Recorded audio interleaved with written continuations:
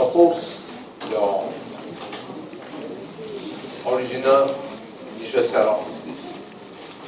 So this is your budget line, and this is your utility. So first, this person will definitely choose Monday A to maximize utility. That means you buy X naught units of X, Y naught units of Y. Now suppose the government introduces GST. What will happen? So we know effectively the price go up. You can see this across the board. Before they introduced the 7% GST, you notice once you go outside and buy things, everything go up by more than 7%. Why? Businessmen are very clever. Right? They'll blame everything on GST. The time one bowl of noodle at the time before the implementation was 150. And the government thought about implementing it, straight away it went up to $2. Talk to the hawker, he said, how come $2? Because it's due to GST. GST is 7%. 7% of 150 is not $2, right? Not going to be $2. So that's called GST. So you see, they are very clever people. Right? They will never miscalculate. They will only charge you more. Because you see, 150 to $2 effectively is a 33% increase. Right? But you see, they are very clever. So that's why implementation of tax is very dangerous. It leads to inflation. Everybody will take the opportunity to raise price. And they say GST. Okay? So one thing we know for sure, implementation of GST, definitely the outcome, it leads to price rise. So the poor end up paying for it, right? Okay, so anyway, price go up. Now some people say, look, another lecturer told me, very simple. You don't have to pay GST, don't go to restaurant, or why you ask for it, or you go restaurant, you have to pay GST, right? You go to hawker center, then you don't have to pay GST. Right? Is this correct? The fellow is very naive, right? He never used this. Totally brand new on the head. You go hawker center, you don't pay GST. You don't pay because they don't bill, but you don't pay GST, but you pay GXT. Correct or not? Higher. The hawker center already they incorporate inside the price, but correct or not? And so you think you don't pay, you're very clever. The hawkers are more clever than you. They don't give you GST, they give you GXT. Even worse, they X you all over the place, right? Okay, anyway, so we start with here. So if the tax will cause price to go up, so we know very clearly what will happen. Which curve will shift when PX rise? Market line. Will the UTT curve shift? No. UTT curve don't shift at all. It's all stuck there. Right? It's just a graphical representation of the UTT for various bundle of goods. You don't shift. Only your budget line. So where will your budget line shift? So very simple, you have to think. When the price of X go up, so what's the name of this model? What you see is what you get. So you don't have to think at all. PX is here. Agree? So when the price of X go up, this point becomes bigger or smaller? Smaller, so this point will move left or right. Yeah. Now what caused this to move here? PX0 rise to PX1. Finish. That means you can buy less X.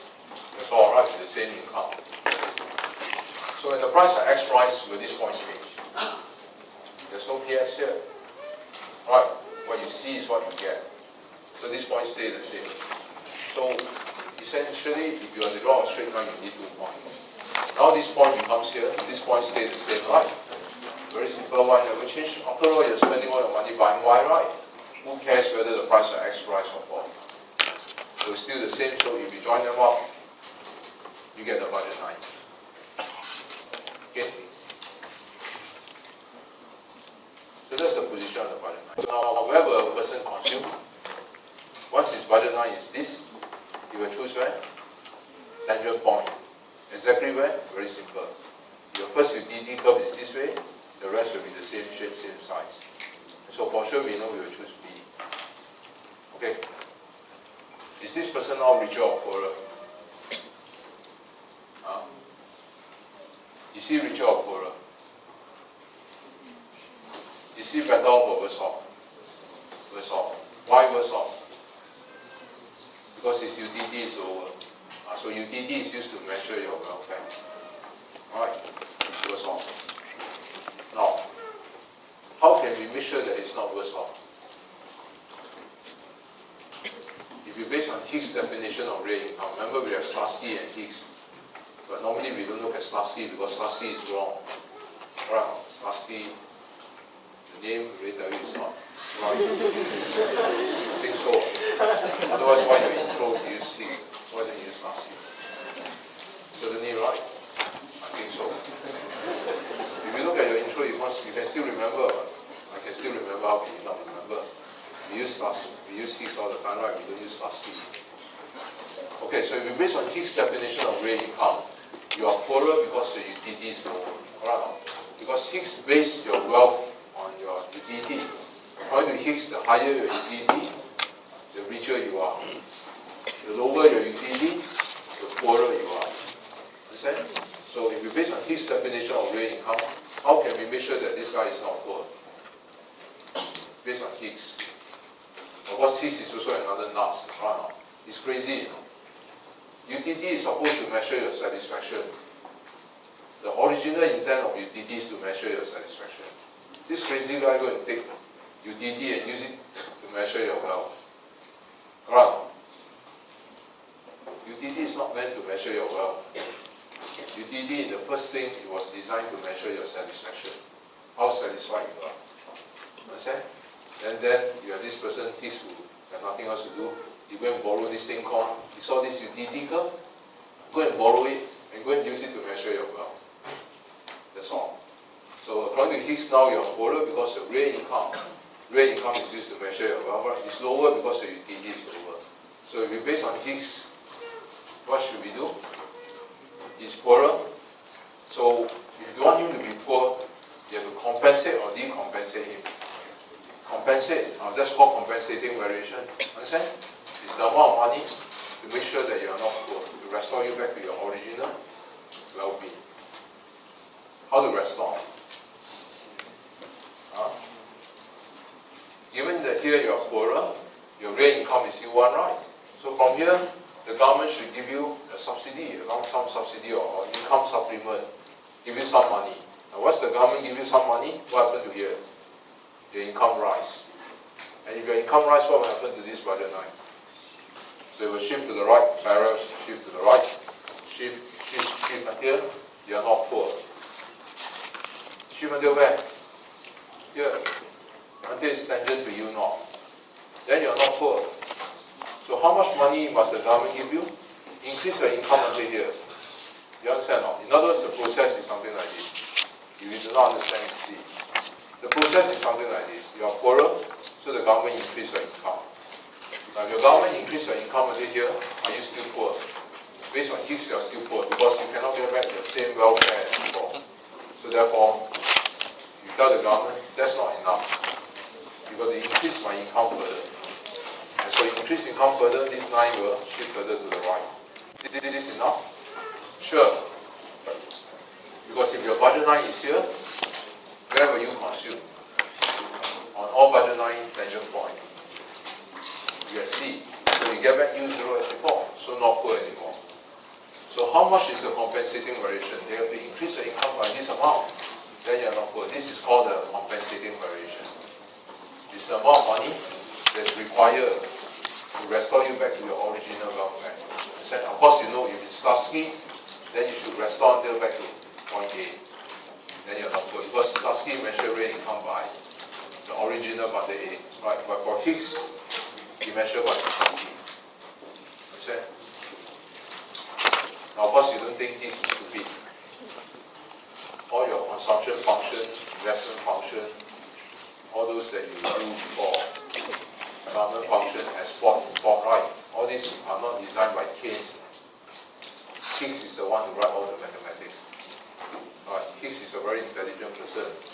He's the one that set up all the macroeconomics model for everyone else to start off with. Right? It's not Keynes.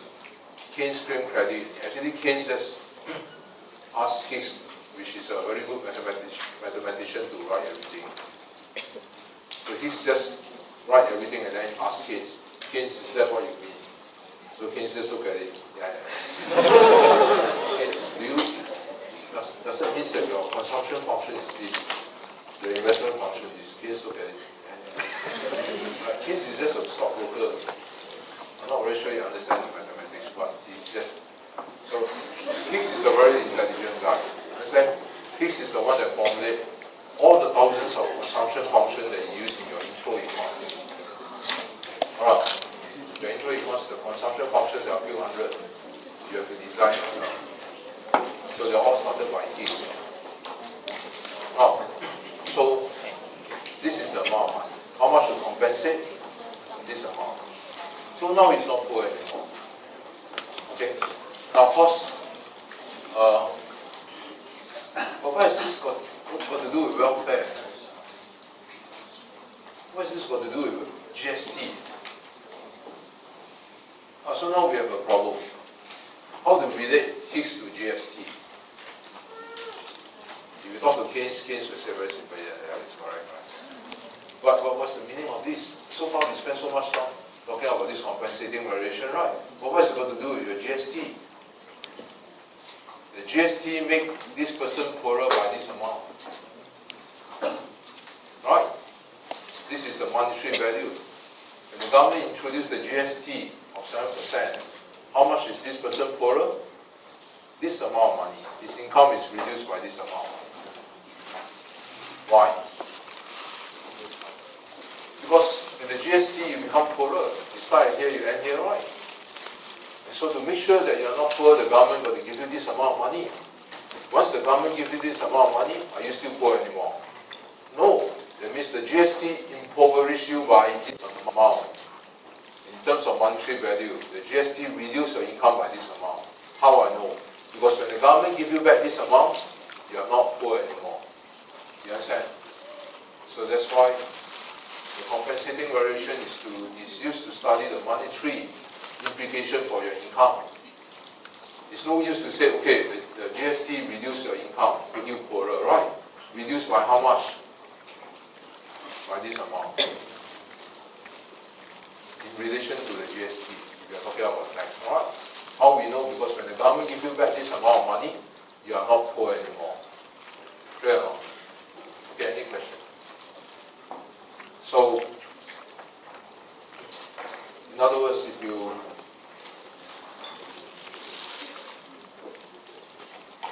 look at this, the compensating variation gives you the monetary implication, right, of the GST. So it gives you how the tax reduce or increase your income by how much.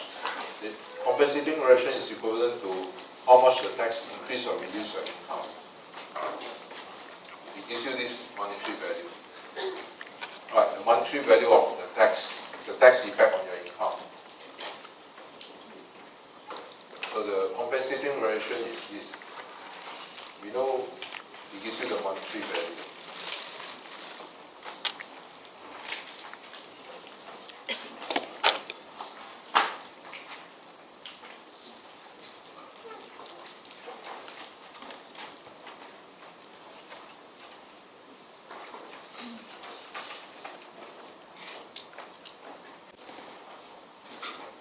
So the monetary value of how much the tax increase or reduce your income.